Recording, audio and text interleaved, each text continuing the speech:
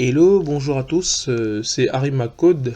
Nous continuons dans notre élan sur la formation sur Python. Donc là, aujourd'hui, on a pour titre l'apprentissage de Python. Ici, on nous dit pourquoi apprendre Python. C'est quelque chose de très important à savoir parce que on va se lancer sur une formation, mais il faudrait savoir pourquoi on le fait aujourd'hui. Donc, le premier point, c'est que Python est un langage de programmation qui permet de communiquer avec une machine. Donc, on l'a vu à la vidéo précédente que Python nous permet de pouvoir réaliser en lançant des programmes pour pouvoir réaliser ce qu'on a en tête. Donc, c'est un langage auquel, lorsqu'on code dessus, il nous permet de traduire ce que l'on veut avec une syntaxe pour dire à la machine de nous exécuter l'action qu'on veut. Et pour cela, donc, grâce à Python, on peut communiquer directement avec notre ordinateur ou d'autres machines. Et donc aujourd'hui, Python aussi est un langage facile à apprendre parce que Python est aussi recommandé par exemple en France aux élèves qui sont dans les classes, collège, lycée. Et le langage initié à la programmation, c'est le langage Python. Donc on verra aussi juste après pourquoi Python est très facile aussi à apprendre. Ensuite, Python est un langage très populaire. Pourquoi on dit que Python est un langage très populaire? C'est parce que aujourd'hui, il y a trois langages qui se disputent la première place. Ça aussi entre Python, JavaScript et Java. Et donc, ce qui fait en sorte qu'aujourd'hui, Python est parmi les trois langages les plus populaires. D'autres disent que c'est le premier, pour d'autres c'est le deuxième ou troisième, mais sinon, il ne va pas au-delà du top 3. Ça veut donc dire que Python est très populaire. Et qu'est-ce que ça veut dire que c'est très populaire? Ça veut dire qu'il y a une grande communauté qui pourra aider les gens qui sont bloqués sur Python.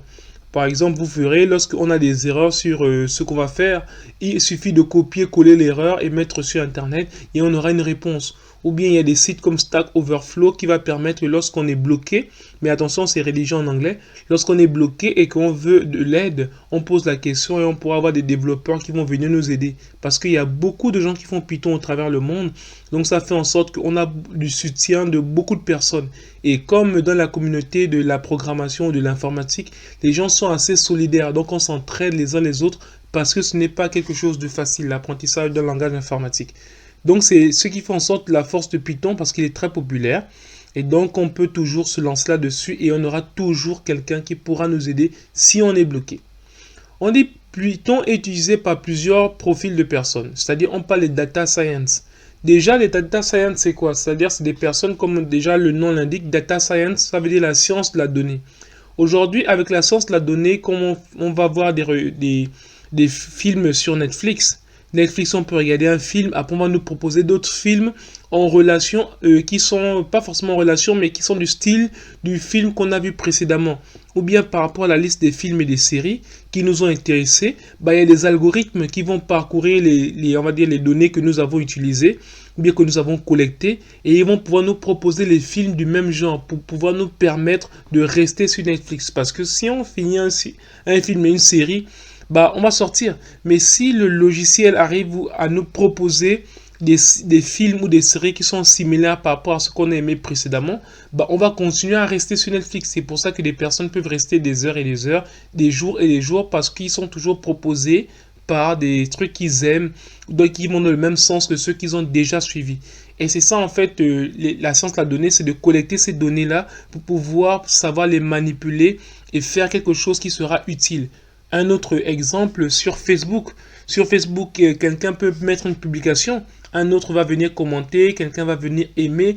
Donc ça fait on va dire, un champ lexical, quelque chose qui réunit un certain type de personnes, un certain groupe de personnes. Et en fonction de ces données qui sont partagées, on peut nous afficher dans notre fil d'actualité on va dire des pubs ou bien des vidéos qui peuvent nous aimer parce qu'on ne reçoit pas tout. Ce sont des choses qui peuvent nous aimer que Facebook nous propose. Et tout ça derrière, c'est des algorithmes aussi en Python. Et aussi, les propositions de demande d'amis qu'on a aussi, c'est dû à ces données qui sont collectées et qui disent que voilà, lui il aime ceci, elle aussi elle aime cela, ils ont eu un ami en commun. Donc, ils font des relations pas vers n'importe qui, mais vers des points communs. C'est grâce à ces données qu'on a mis sur le net, qui collecte et ensuite qui fait le lien entre les différentes personnes. Et c'est grâce à des algorithmes qui sont écrits en Python. Il y a aussi l'intelligence artificielle, on en a parlé à la vidéo précédente, c'est-à-dire faire semblant de rendre un ordinateur intelligent en lui donnant plus de données et il va finir par agir de lui-même parce que il sera devenu plus intelligent. Comme on disait, en lui donnant peut-être 2000 pièces, il saura savoir si une autre pièce elle est vraie ou si elle est fausse. Elle est fausse parce que il va comparer cette pièce avec les deux autres 1000 pièces, mais il va faire les relations entre les dimensions, les tailles, les graffitis de toutes ces pièces-là. Il va collecter ces données-là pour savoir si une pièce est conforme ou pas. Donc, grâce aussi à l'intelligence artificielle, ça nous permet aussi, grâce à Python, on peut faire de l'intelligence artificielle. Donc, rendre un robot intelligent. Par exemple, j'ai vu un robot qui s'est fait battre par le meilleur shooter de l'histoire aujourd'hui de basket à 3 points, Stephen Curry. Mais le robot, quand même, avait un haut pourcentage de shoot à 3 points. Donc, c'est qu'on est déjà en train d'arriver à un niveau où des robots sont très précis, qui vont concurrencer le meilleur shooter de l'histoire. Donc là, des gens vont à un niveau quand même très avancé.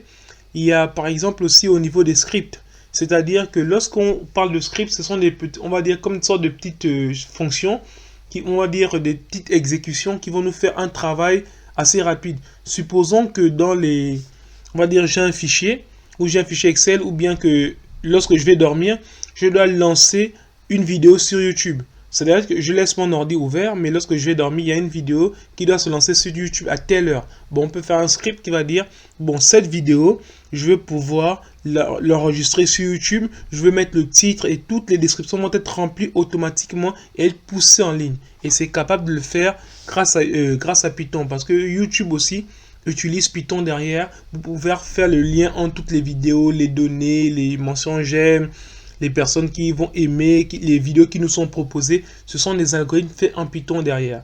Il y a ce qu'on appelle le web et le mobile. C'est-à-dire que Python, c'est le langage informatique, mais il y a ce qu'on appelle un framework, c'est-à-dire un cadre de travail, et j'ai fait une vidéo, vous pouvez aller le voir aussi.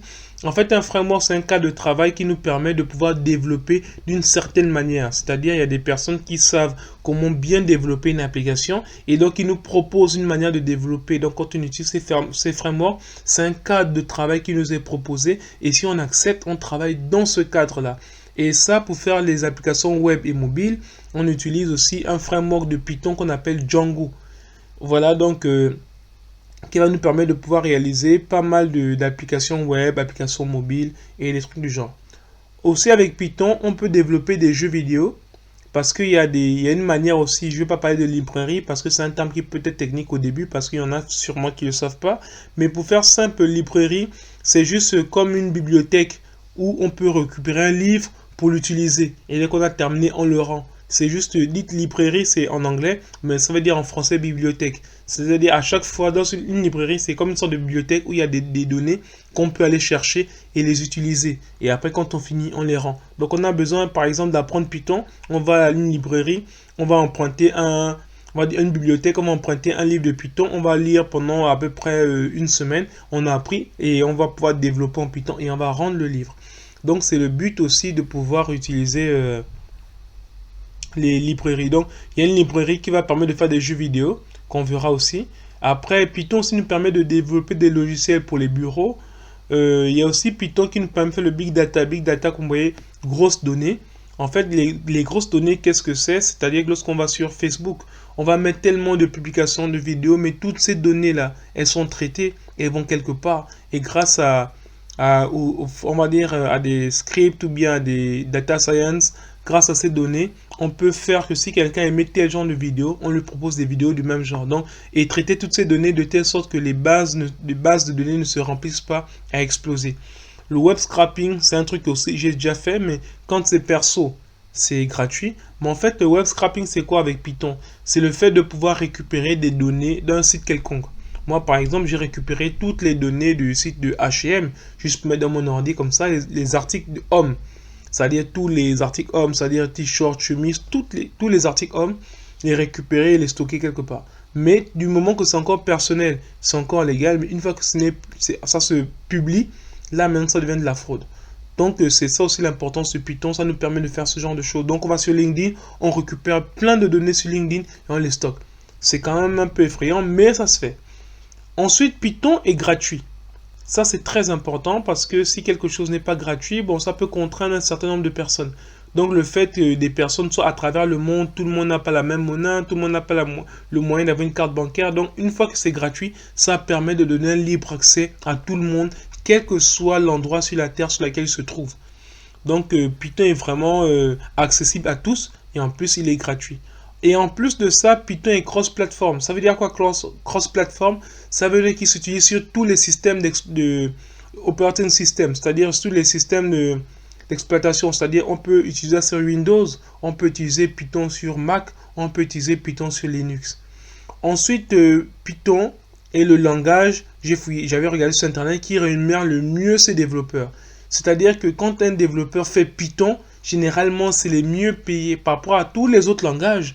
Quand les gens viennent sur le marché, les mieux payés sont les développeurs Python, que ce soit en Europe, que ce soit aux États-Unis. Bon, c'est les deux environnements où j'ai regardé. Et donc Python a déjà, comme on a vu, pourquoi on peut apprendre Python. Donc rapidement, en résumé, c'est que Python est un langage de programmation pour communiquer avec la machine. Python est un langage très populaire. Python est utilisé par plusieurs types de personnes. Python est gratuit, Python est cross-platform et Python rémunère mieux ses développeurs. Et quand on parlait de simplicité de Python aussi, regardez juste la différence entre deux langages différents. Regarde, si je parle ici, la syntaxe de Python et de Java. Ici, Python pour juste dire Hello World, c'est-à-dire afficher ça, ce Hello World dans le terminal. Le terminal, si vous ne comprenez pas c'est quoi le terminal, j'ai fait une formation là-dessus. Et donc, vous pouvez tout apprendre là-bas, ce sera très clair. Ici, quand on parle de afficher Hello World dans le terminal, c'est en une seule ligne. Il suffit de mettre print, écrire entre parenthèses, ensuite on met des crochets, des doubles côtes, on dit Hello World. Tandis qu'en Java, il faut mettre public, classe, ça, il faut mettre ça, il faut mettre ça. Tout ça là juste pour écrire Hello World là, que ça marche. Donc voilà pour dire que Python est assez simple. C'est pour ça qu'il est aussi en conseillé au niveau des enfants parce que c'est assez simple à apprendre. Et donc nous sommes arrivés au terme de notre vidéo et je vous dis rendez-vous à la vidéo prochaine pour l'installation de Python. Merci.